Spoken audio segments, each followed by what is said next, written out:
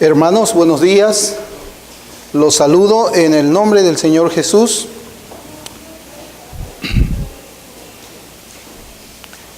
Para nuestra escuela dominical quiero pedirles que abramos la palabra del Señor en el capítulo 14 del libro de los Hechos de los Apóstoles.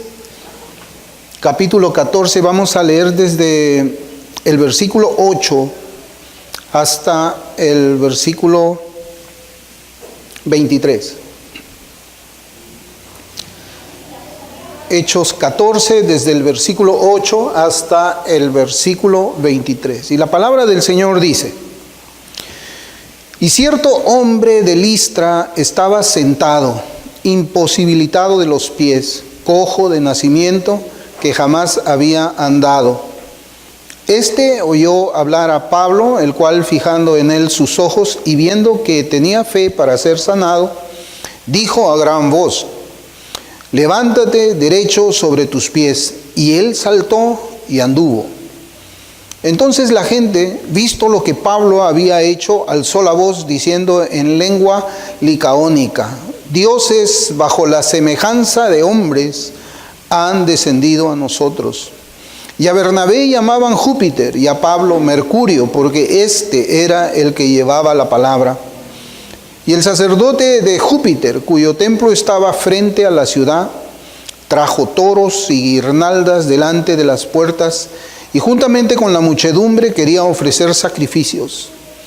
Cuando lo oyeron los apóstoles, Bernabé y Pablo rasgaron sus ropas y se lanzaron entre la multitud dando voces y diciendo: Varones, ¿por qué hacéis esto? Nosotros también somos hombres semejante a vosotros, que os anunciamos que de estas vanidades os convirtáis al Dios vivo, que hizo el cielo y la tierra, el mar y todo lo que en ellos hay. En las edades pasadas Él ha dejado a todas las gentes andar en sus propios caminos, si bien no se dejó a sí mismo sin testimonio, haciendo bien, dándonos lluvias del cielo y tiempos fructíferos, llenando de sustento y de alegría nuestros corazones.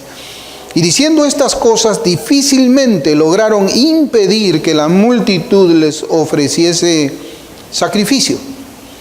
Entonces vinieron unos judíos de Antioquía y de Iconio, que persuadieron a la multitud, y habiendo apedreado a Pablo, le arrastraron fuera de la ciudad, pensando que estaba muerto. Pero rodeándole los discípulos, se levantó y entró en la ciudad, y al día siguiente salió con Bernabé para Derbe.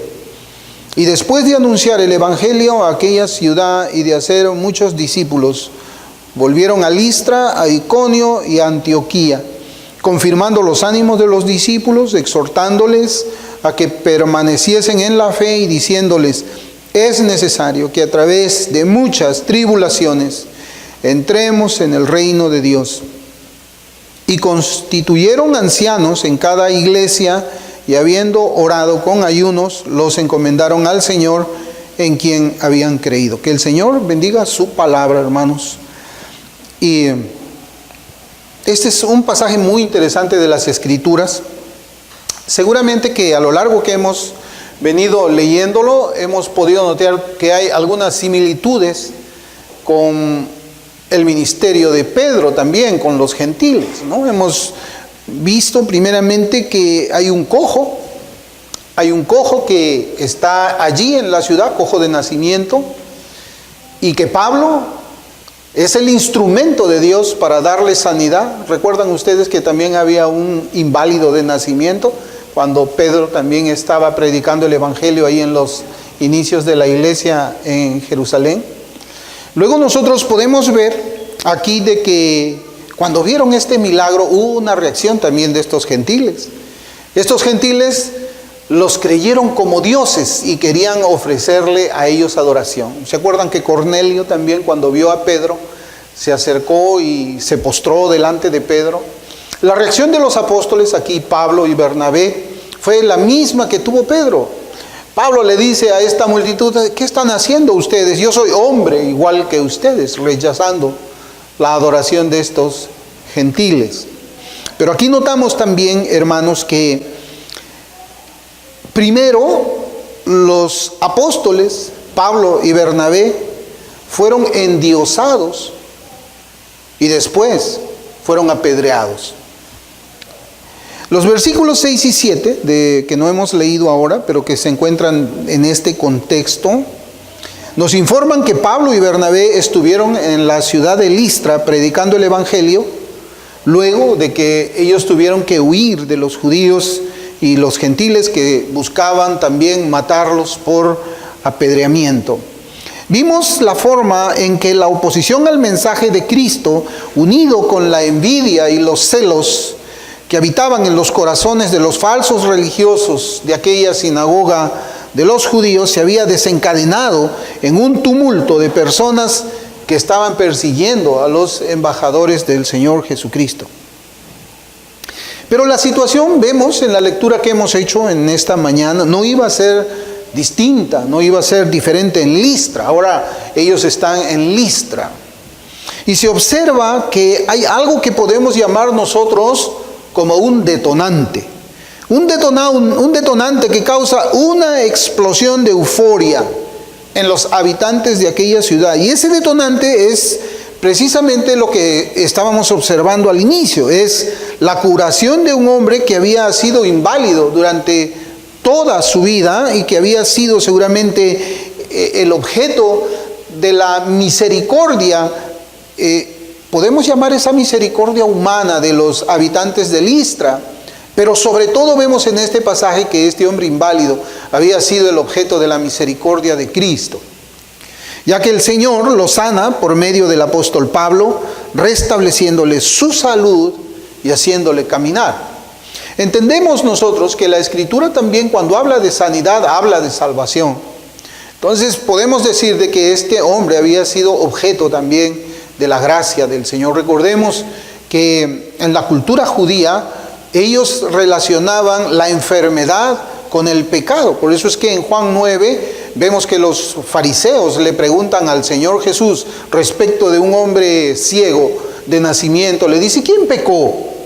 ¿Este o sus padres para que él naciera ciego? Entonces vemos que hay una relación de sanidad y también de salvación. También el Señor, cuando cura a un hombre que era paralítico y le dijo, tus pecados te son quitados, los fariseos también se sintieron ofendidos. Y el Señor les dijo, bueno, entonces no voy a decir que sus pecados son perdonados, le voy a decir, levántate, toma tu camilla y anda. Esa es la relación que había entre enfermedad y salvación. Entonces, cuando vemos aquí de que los apóstoles, Pablo estaba dándole sanidad a este hombre, estaba también al mismo tiempo dándole la salvación. No necesariamente es así, hermanos, en nuestros días, porque vemos por la Escritura, comprendemos de que toda buena dádiva para los hombres viene de parte de Dios. Además, también la Escritura del Antiguo Testamento, podemos notar que nos enseña que el Señor mismo dice, yo Jehová, yo sano, dice. Entonces, toda sanidad viene de parte del Señor.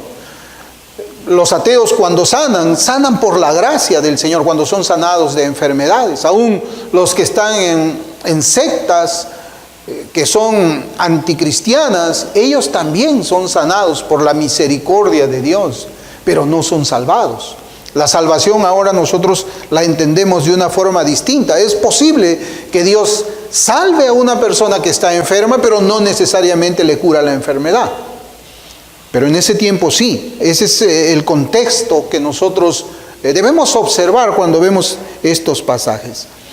Hay que recordar también, hermanos, ya que estamos hablando de esta señal que había sido hecha por mano del apóstol Pablo, debemos recordar los evangelios. El evangelio de Juan, podemos ver ahí a Nicodemo.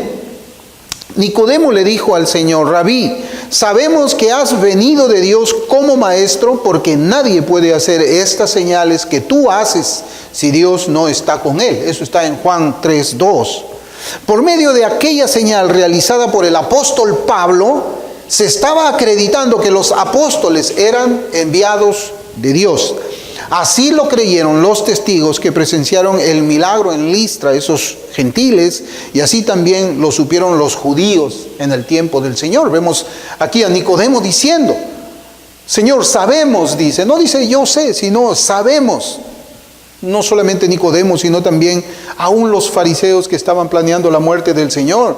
Ellos reconocían que esas sanidades, esos milagros, cuando el Señor Jesús echaba fuera demonios, ellos reconocían que la mano de Dios estaba con Cristo y que Cristo era verdaderamente también un profeta que venía de parte de Dios. Así también vemos en Pablo. Pablo, cuando hace esta señal, es para acreditar que él era un apóstol, un enviado. Por eso es que también la Escritura, el mismo Pablo, reconoce y dice, señales de apóstol han sido hechas. Entonces vemos que ese era el propósito de las señales. Sin embargo, los judíos, sabiendo que Dios estaba con Jesús, sabiendo que Cristo era también profeta de Dios, ellos lo mataron en una cruz. Y en este caso vemos también que Pablo va a terminar siendo apedreado por judíos y gentiles. Los últimos habían sido incitados pues por los primeros, por los judíos. Entonces vemos pues aquí de que primero los apóstoles fueron endiosados y después fueron apedreados. En Hechos, ahí donde estamos en el capítulo 14, versículo 11, leemos: entonces la gente, visto lo que Pablo había hecho, alzó la voz diciendo en lengua licaónica: dioses bajo la semejanza de hombres han descendido a nosotros. Aquí hablan de encarnación. Un Dios en semejanza de hombre está con nosotros. Eso es lo que ellos están diciendo. Es una encarnación. Es algo tremendo, hermanos. Y al parecer, lo que podemos notar por la lectura del texto es que en Listra no había sinagoga de los judíos, porque los apóstoles, siempre que llegaban a una ciudad, a un pueblo, ellos buscaban una sinagoga para ir a predicar en el día de reposo. Entonces entendemos, hermanos, que como no había una sinagoga de los judíos, entendemos que esta audiencia que estaba escuchando el Evangelio era distinta. Era una audiencia diferente. Ellos eran personas que jamás habían escuchado hablar acerca del Dios de Israel. Pablo predicaba a los gentiles y aquellos gentiles eran politeístas. Es decir, eran también personas religiosas. Yo quisiera que entendamos esto. Eran personas religiosas que adoraban a muchos dioses de la tradición romana de aquellos días. Debemos mirar pues el carácter también de aquellos religiosos que están muy lejos de la religión verdadera y que se han ido a los ídolos, quienes viven en la oscuridad o vivieron en la oscuridad de sus corazones. Estos hombres idólatras, al ver el milagro que se había hecho con un hombre paralítico, inmediatamente conectan este acto sobrenatural con el favor de Dios y ellos se alegran y se regocijan. ¿Usted ha notado esto? ¿Ha podido percibir esto en la lectura? Ellos estaban contentos de que este hombre había sido sanado delante de todo el pueblo, porque podemos nosotros inferir de que había ahí una muchedumbre, una multitud de personas cuando Pablo hace esto, o mejor dicho, cuando Cristo hace esto por medio de la mano de Pablo. Pero ¿qué era lo que pensaban estos gentiles, estos hombres que nunca habían escuchado hablar del Dios verdadero? Ellos lo que pensaban es que sus dioses Júpiter y Mercurio les estaban haciendo una segunda visita. Escuchen bien, una segunda visita, y que aquella sanidad evidente era la señal de que sus dioses estaban en medio de ellos. Esa era la alegría. Ellos decían: Júpiter y Mercurio están en medio de nosotros. Eso es un motivo para alegrarse. Ellos creían así, estos hombres sin Cristo. Pero sea como sea, ellos tienen una respuesta de júbilo por el bien que este pobre hombre había recibido. Una obra milagrosa que ninguno en ese tiempo podía tal vez poner un pretexto y decir que era una casualidad o algo así. No, era un hombre paralítico. Era un hombre que nunca había caminado. Desde el nacimiento era inválido. Así que las pruebas del milagro estaban hechas delante de todos. Era un milagro. Era algo que estaba Un milagro, podemos decir, es algo que es contra la naturaleza, algo que lo podemos ver, pero la única explicación que podemos dar es el poder de Dios ha obrado allí. Con los judíos que adoraban al Dios verdadero no fue así. Estos hombres, luego que Cristo había expulsado el demonio, fue una de las controversias, de las tantas controversias que tuvo el Señor con los judíos. Luego que Cristo había hecho un milagro delante de sus ojos. Cristo había expulsado de un pobre mudo que había estado endemoniado. Cristo había hecho este milagro también de la expulsión de este demonio, de la demostración de su poder por encima de estos espíritus malignos. Delante de la multitud, ellos dijeron: por el príncipe de los demonios, echa fuera los demonios. Ustedes recordarán, ese está en Mateo capítulo 9, versículo 34. Ellos no se alegraron por el bien que Cristo le había hecho a otro judío, sino que fueron mezquinos con el Señor de la gloria. Ellos estaban cerca del Dios vivo, pero despreciaron su persona y sus actos de bondad. Esa es la imagen que yo quisiera que tengamos, hermanos. En Listra, estos paganos se alegraron del milagro, atribuyeron a sus dioses esta obra sobrenatural, se regocijaron, estaban haciendo una fiesta. Pero por otro lado, aquellos religiosos, aquellos que tenían las escrituras del Antiguo Testamento en sus manos, estaban atribuyéndole al demonio los milagros que Cristo estaba haciendo en favor de todas esas multitudes enfermas y poseídas por los demonios. Bueno, para explicar esto de la segunda visita de sus dioses Júpiter y Mercurio, hay una obra que se llama Metamorfosis. Es una obra muy antigua y fue escrita por Ovidio. Pues en esa obra se narra que estos dos dioses, Júpiter y Mercurio, descendieron en forma de hombres mortales, ahí en Listra. Y que pidieron ellos, en su forma mortal, ellos comenzaron a caminar por la ciudad, por el pueblo, a pedir que les den alojamiento, que les den alimento, que les den cobijo. Y nadie les daba cobijo, a no ser por dos ancianos que dijeron: bueno, vamos a darle cobijo, pasen aquí a mi casa, yo los voy a hospedar, yo les voy a dar comida, yo les voy a dar abrigo aquí en este lugar. Entonces, ¿cuál fue la reacción de Júpiter y de Mercurio, que habían tomado la forma humana, según esta fábula, porque evidentemente es una fábula, es un cuento que ellos habían creído?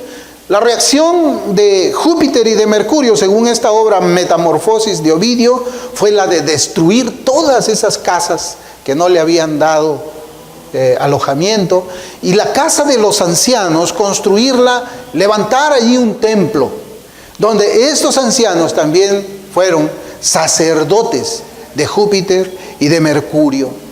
Esta era una tradición bien arraigada entre los habitantes de Listra.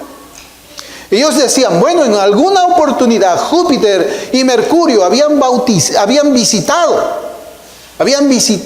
nuestra ciudad.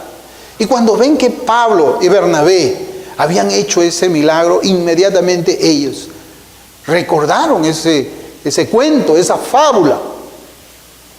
Y dijeron: bueno, es la segunda vez que ahora viene Júpiter y Mercurio aquí. Ese es el trasfondo, hermanos, de este relato que hemos leído. Los gentiles de Listra estaban contentos porque creían ellos que sus deidades se habían encarnado nuevamente. Ellos estaban felices que sus dioses habían tomado forma humana, mientras que los judíos, que tenían cerca al Dios encarnado, ellos estaban llenos de odio, ellos estaban llenos de celos, que los hizo pues descender a cometer homicidio contra el inocente y homicidio contra los siervos del inocente, de Cristo. Vemos pues que Listra, hermanos, era una ciudad pagana que nunca había escuchado los relatos de Abraham, de Isaac y de Jacob. Ni siquiera habían escuchado que existía un Dios que era creador de los cielos y de la tierra, y que Él se había revelado por medio de las Escrituras. Estos gentiles idólatras fueron los que dijeron: dioses bajo la semejanza de hombres han descendido a nosotros. Y ese era el motivo de su fidelidad. La Biblia dice en Juan 1:14: y aquel verbo fue hecho carne y habitó entre nosotros, y vimos su gloria, gloria como del unigénito del Padre, lleno de gracia y de verdad. Vemos que hay similitudes a veces, ¿no, hermanos? Debe haber alegría también en el pueblo de Dios, esa encarnación. El mundo debería estar alegre porque nosotros no escuchamos que la historia refrende a Júpiter y Mercurio. Nosotros no estamos viviendo en el año 3025 después de Júpiter. No vivimos en el año 3025 después de Mercurio. No, porque ellos eran fantasía. Ellos eran un cuento, una fábula, una mentira. Nosotros vivimos en el año 2019 después de la encarnación de Cristo. Después que Dios tomó forma de hombre, y la humanidad debería de estar feliz de que Dios se haya encarnado, haya tomado forma de hombre y haya habitado también entre ellos. En algún momento más no fue así. En nuestro relato, hermanos, debemos resaltar también un hecho que resulta importante y que la Biblia lo refiere en ese mismo versículo. Versículo 11 de Hechos 14 dice: entonces la gente, visto lo que Pablo había hecho, alzó la voz diciendo en lengua licaónica: dioses bajo la semejanza de hombres han descendido a nosotros. Y esto nos trae la idea que los apóstoles en un inicio no habían comprendido lo que dijeron como consecuencia de la sanidad del inválido. No lo habían entendido. Y el versículo 12 dice: y a Bernabé llamaban Júpiter y a Pablo Mercurio, porque este era el que llevaba la palabra. Este lenguaje licaónico era una especie de dialecto que había corrompido el idioma griego. No era como el idioma griego, era como un idioma griego, pero que era distorsionado, había sido corrompido. Otros creen que era la mezcla del idioma griego con siriaco. La conclusión es que se trataba de un lenguaje bárbaro. Por eso es que nosotros entendemos de que los habitantes de esta ciudad eran también llamados como bárbaros en sus tradiciones, en la forma en que adoraban a sus deidades y también en la forma como es que ellos hablaban. Una vez yo no pude conversar en inglés una vez con un afroamericano, porque ellos tienen una forma de hablar también, una forma de hablar que no es inglés, o es un inglés pero no es inglés. No me acuerdo el nombre, pero es algo corrompido, es un inglés corrompido que, pues si usted está allí no lo entiende. Así hable usted un inglés perfecto, no puede entenderles. Así era también este lenguaje licaónico. Por eso es que Pablo y Bernabé no reconocían cuando ese pueblo comenzaba a decir: tenemos aquí a Júpiter, a Mercurio, en ese idioma ellos no entendían. No entendieron en un primer momento qué era lo que estaba sucediendo allí. Los versículos 12 y 13 dicen: y a Bernabé llamaban Júpiter y a Pablo Mercurio, porque este era el que llevaba la palabra. Y el sacerdote de Júpiter, cuyo templo estaba frente a la ciudad, trajo toros y guirnaldas delante de las puertas, y juntamente con la muchedumbre quería ofrecer sacrificios. Fíjense que los apóstoles no estaban entendiendo todavía lo que estaba sucediendo allí, porque ellos hubiesen reaccionado inmediatamente si hubieran comprendido que a uno de ellos les estaba llamando Júpiter o Zeus en griego, mientras que el otro era llamado como el dios Mercurio o Hermes en griego. Ellos no hubieran permitido nunca ser llamado como las deidades paganas a los que ellos estaban adorando. El versículo 13 nos habla de los planes de aquellos habitantes de ofrecer sacrificios a sus falsos dioses por medio del sacerdote de Júpiter y en el templo que se encontraba frente a la ciudad. Es lo que la Escritura nos enseña. Nos dice pues que la multitud estaba apresurada, la multitud estaba entusiasta, Pensaban en sus deidades encarnadas por segunda vez y querían ofrecerles lo mejor. Querían ofrecerle toros, querían ofrecer guirnaldas, y es allí que los apóstoles toman cuenta de lo que iba a suceder y su reacción no se deja esperar. No se deja esperar. Pero saben, hermanos, tal vez nosotros alguna vez hemos podido ver cómo es una fiesta patronal acá, que hacen de los ídolos de yeso, los ídolos de madera, ¿no? Cuando ellos hacen pues la procesión de sus ídolos, usted comienza a ver, avanza una banda, hay felicidad, algunos comienzan a ir bailando por delante, hay fuegos artificiales, hay algarabía, hay felicidad. Esa era la situación allí, hermanos. O sea, la forma como es que ellos estaban contentos porque Júpiter y Mercurio se habían encarnado en Bernabé y en Pablo, ellos estaban felices.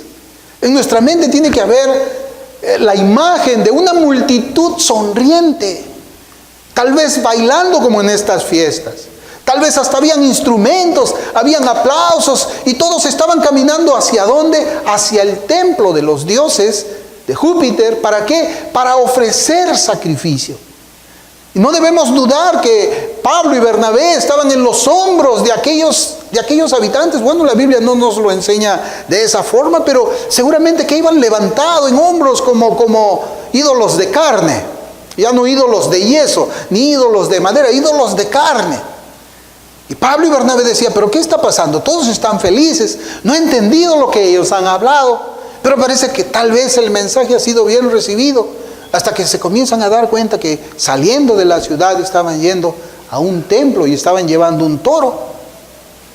Y habían guirnaldas, decían, bueno, hay un sacerdote, van a hacer sacrificios a nosotros. Es allí donde ellos recién se dan cuenta qué cosa es lo que está pasando. Por eso es que a partir del versículo 14 encontramos ya la reacción de los apóstoles. Versículo 14 hasta el 18 dice, cuando lo oyeron, los apóstoles Bernabé y Pablo rasgaron sus ropas y se lanzaron entre la multitud dando voces y diciendo, varones, ¿por qué hacéis esto? Nosotros también somos hombres semejantes a vosotros, que os anunciamos que de estas vanidades os convirtáis al Dios vivo, que hizo el cielo y la tierra, el mar y todo lo que en ellos hay. En las edades pasadas, Él ha dejado a todas las gentes andar en sus propios caminos. Si bien no se dejó a sí mismo sin testimonio, haciendo bien, dándonos lluvias del cielo y tiempos fructíferos, llenando de sustento y de alegría nuestros corazones, y diciendo estas cosas difícilmente lograron impedir que la multitud les ofreciera sacrificio. Que la multitud estaba súper feliz.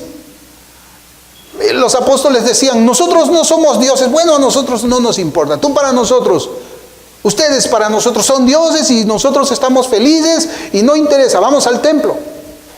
No los podía detener, a pesar que ellos decían, no, estás actuando equivocadamente, yo soy como tú, soy un hombre semejante a ti, a ustedes. No importa, vámonos, nosotros no creemos como tú, estamos felices. Dice, difícilmente lograron impedir que las multitudes les ofreciera sacrificio. Porque las multitudes habían hecho de ellos una deidad. Hermanos, esto es tremendo porque fíjense, yo quiero que tengamos en nuestra mente lo que estaba sucediendo allí. Porque después toda esa alegría se transforma en odio. Y ya hemos leído y termina esa misma multitud que estaba contenta, termina apedreando a Pablo. Y yo me recordaba, y también quiero que ustedes piensen un poco cómo es el ser humano, ¿no? Cuando Cristo entra en Jerusalén montado en el pollino, el pueblo gritaba, Hosana, Hosana, bendito el que viene en el nombre del Señor, y ponían palmas y lo recibían como el Mesías. ¿Y qué pasó después? Esa misma multitud gritaba, mátenlo, mátenlo, mátenlo. ¿Cómo es la naturaleza del hombre que está desprovisto de la gracia de Dios? En un momento está feliz y en el otro instante está odiando, está aborreciendo. Eso es lo que vemos aquí, pero sigamos. Pablo pues aquí habla unas palabras. Y él tiene el propósito, cuando él habla esto, de que sea impedido el sacrificio que esos moradores querían hacerle a ellos. ¿Qué fue lo que les predicó el apóstol? Bueno, las palabras dichas en los versículos del 15 al 17. ¿Y saben qué, hermanos? Lo que nosotros notamos en estos versículos del 15 al 17 es que Pablo no predica en ese momento lo que predicó en las otras ciudades. No predicó así. Él no está haciendo citas del Antiguo Testamento, y la razón es porque aquellos pobladores no conocían las Escrituras. No conocían las Escrituras. Este es un discurso diferente, usted se da cuenta, en medio de esa algarabía. No está hablando de Cristo. No está hablando de la encarnación de Cristo, el sufrimiento, la muerte de Cristo, la resurrección de Cristo. Él no habla de eso. Sino que Pablo aquí está comenzando a predicar del Creador del universo, quien es el único Dios verdadero, y al parecer está usando, ¿saben qué? El versículo 1 del primer libro de la Biblia, cuando dice: en el principio creó Dios los cielos y la tierra. Eso es lo que Pablo les está diciendo a esos pobladores de esa ciudad en Listra. Y mire, el teólogo Louis Berkhof hace un comentario en su obra teológica con estas palabras de este versículo, Génesis 1:1. Y miren cómo es que existe pues una relación entre una cosa y la otra, ¿no? Berkhof dice, comienzo la cita: en el principio creó Dios los cielos y la tierra. No solo describe a Dios como el creador de todas las cosas, sino también como el sustentador de todas sus criaturas y como el gobernante de los destinos de individuos y naciones. Y eso es lo que Pablo está hablando. Pablo le dice a los habitantes de Listra: hay un creador, y también le dice: hay un sustentador y hay un gobernador. Recordemos pues que el apóstol Pablo sabe que él no le está hablando a ateos. Hermanos, estos hombres en esa ciudad no eran ateos, sino que le habla a seres humanos que, voy a citar acá un pasaje de la Escritura: habiendo conocido a Dios, no le glorificaron como a Dios, ni le dieron gracias, sino que envanecieron sus razonamientos, y su necio corazón fue entenebrecido, y cambiaron la gloria de Dios incorruptible en semejanza de imagen de hombre corruptible. No eran ateos. ¿Usted se da cuenta que no eran ateos ellos? Es la cita de Romanos 1, versículos 21 y versículo 22. No eran ateos, pero ellos no eran creyentes. No eran ateos, pero ellos no eran creyentes. Pero la creación les daba testimonio del Dios verdadero, ¿no? El Señor se revela por medio de su creación, es lo que también leemos ahí en Romanos 1. Lo que Pablo trata de hacer por medio de estas palabras que hemos leído es sentar las bases para predicar a Cristo. Él está sentando las bases para predicar a Cristo. Porque lo que vemos hasta ahora, Él no les habla del Dios verdadero encarnado. Él no les está hablando todavía de la verdadera encarnación del verdadero Dios. No les habla de su muerte por el pecado, tampoco les habla de su resurrección. Él todavía no les comparte el Evangelio, pero está poniendo bases. Y es que, hermanos, yo creo de que siempre el Señor nos ha mostrado a nosotros que hay diferentes formas de predicar y compartir el Evangelio, ¿no? Cristo, cuando habla con Nicodemo y le predica a Nicodemo el Evangelio, lo hace de una manera diferente a cuando le predica a la mujer samaritana. Es distinto. El Señor siempre, de acuerdo a, yo creo, a la sabiduría que Él tenía en sí mismo por ser Dios, Él sabía cómo hablar a las personas acerca del Evangelio, cómo predicar las buenas nuevas. Pero bueno, hay que hacer también una aclaración importante en este punto. Conocer y reconocer que Cristo es el Dios encarnado, que había muerto en una cruz por los pecados de los hombres y que resucitó al tercer día, no hace salvo a ninguno. Escuche bien, conocer todos los hechos del Evangelio no hace necesariamente salvo a ninguno. Les voy a comentar algo. todas estas cosas de que Cristo se había encarnado, que había venido del Padre, que Cristo había muerto por los pecadores, que Cristo había resucitado al tercer día, yo las sabía cuando tenía 7 años, porque a mí me enseñaron así. Pero el conocer esas doctrinas fundamentales no me hacían salvo. No me hacían salvo. Eso es lo que yo quiero decirles. ¿Por qué? Porque yo era un perdido. El Señor recién me salva a mí a los 40 años, después que en algún momento de mi vida hasta yo me había declarado ateo. Pero yo sabía estas verdades bíblicas porque me las enseñaron. Bueno, Dios lo que hace es abrir el corazón para entender estas palabras, estas doctrinas verdaderas, pero no de una forma intelectual, sino de una manera espiritual. Esa es la diferencia. Yo por eso quería hacer esto, ¿no? Pablo lo que estaba haciendo es sentar las bases para predicar a Cristo. En Juan 14:6 Jesús le dijo: yo soy el camino y la verdad y la vida. Nadie viene al Padre sino por mí.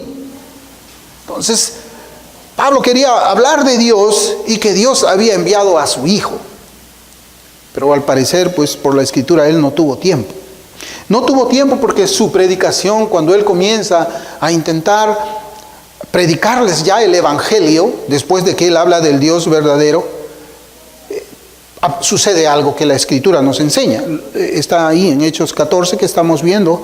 Mire cómo dice versículos 19 hasta el 22.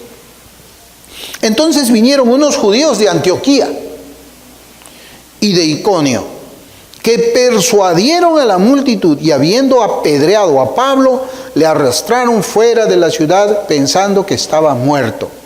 Pero rodeándole los discípulos se levantó y entró en la ciudad, y al día siguiente salió con Bernabé para Derbe, y después de anunciar el evangelio a aquella ciudad y de hacer muchos discípulos, volvieron a Listra, a Iconio y a Antioquía, confirmando los ánimos de los discípulos, exhortándoles a que permaneciesen en la fe y diciéndoles: es necesario que a través de muchas tribulaciones entremos en el reino de Dios. Observemos el versículo 19, que es lo que yo les había compartido al principio. Recordemos, ¿no? Toda esa algarabía, toda esa fiesta patronal como se hace aquí en Perú, los fuegos artificiales, los apóstoles en los hombros, ahí llevándole al templo, mucha alegría, todos estaban deseosos de participar de ese sacrificio que se iba a hacer al dios Júpiter en las personas de Pablo y Bernabé, y está caminando toda esa muchedumbre, y por ahí aparecen también algunos judíos. Y esos judíos, a esa muchedumbre, les comienza a hablar. Comienzan ellos a persuadirlos de que apedreasen, que dieran muerte a Pablo y a Bernabé. Pero principalmente a Pablo, porque acá se ve de que Pablo era Mercurio, era Hermes el que llevaba la palabra, era el predicador. Y le habían puesto su mirada a Pablo, los judíos querían matarle a él.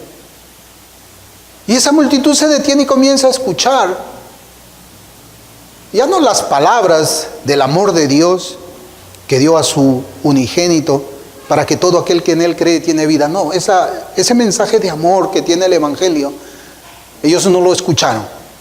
Ahora estaban escuchando el mensaje de odio, el mensaje de envidia, el mensaje de maldad, el mensaje de dar muerte, el mensaje homicida de los judíos. ¿Y qué cosa es lo que sucede? Creen ese mensaje. Y para mí era algo tremendo, hermanos, porque fíjense que en un momento ellos habían visto con sus ojos, habían visto un milagro, habían visto el poder de Dios en la sanidad de un hombre que ciertamente era un inválido de nacimiento, un hombre que seguramente tenía las piernas tullidas, no había músculo ahí porque pues nunca había caminado. Entonces ellos deben haber visto que pues un hombre no puede sostenerse si es que no hay músculos.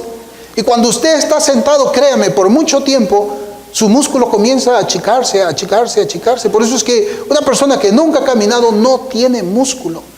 No puede detenerse. No puede detenerse en pie. Pero ellos vieron con sus ojos que este hombre se levantó y tenía piernas. El Señor tuvo que crear unos huesos fuertes, tuvo que poner músculos, y todo eso a la vista de toda la multitud. Vieron el milagro, pero prefirieron creer lo que oyeron con el oído. Mire cómo eran los sentidos de ellos. Vieron algo, vieron que Dios había hecho algo, pero prefirieron escuchar el mensaje para asesinar a los apóstoles. Estos gentiles pues vieron primero el milagro y se regocijaron, pero luego escucharon a los judíos y los apedrearon, lo apedrearon al apóstol. Y esto nos enseña que el evangelio debe avanzar en medio de la oposición y el ataque de los hijos de Satanás. Así es como avanza el evangelio, hermanos. Así es como avanza. Cuando usted honre al Señor con sus palabras y con su vida, entonces debe prepararse para la oposición. Debe prepararse usted para el veneno. Debe prepararse para el aborrecimiento y el odio absoluto del reino de las tinieblas. Tanto de los que se encuentran infiltrados en las iglesias evangélicas como de los que están fuera de ellas. Por eso Pablo dice, es necesario que a través de muchas tribulaciones entremos en el reino de Dios. Es necesario, es preciso. No hay manera de evitar eso, de que el camino al cielo es un camino de tribulaciones. Y yo me preguntaba y les transmito también a ustedes esta pregunta. ¿Existe un cristiano? ¿Es posible que exista un cristiano que no tenga oposición? ¿Es posible que haya un cristiano que no experimente rechazo? Tal vez sea porque nunca habla de Cristo de una manera correcta. Hay algunos que son muy tímidos para hablar a Cristo, de Cristo a otros. Son muy tímidos. Ellos tienen miedo de parecer unos religiosos radicales. Tienen miedo de ser vistos como sectarios. Quizás porque creen que es mejor no romper las relaciones familiares hablando de religión. Hermanos, algunos hablan de Cristo de la misma manera en que un mormón habla de Joseph Smith. O de igual forma como un budista habla de Buda. O como un católico romano habla de la Virgen. Esa es la razón por la que no tienen problemas y son vistos como buenas personas por aquellos que aborrecen al verdadero Cristo. Cristo dijo, el que no es conmigo, contra mí es.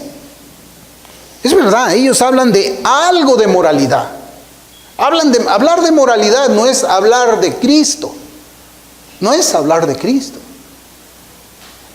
Hablan de moralidad de la misma forma como las otras religiones hablan de moralidad.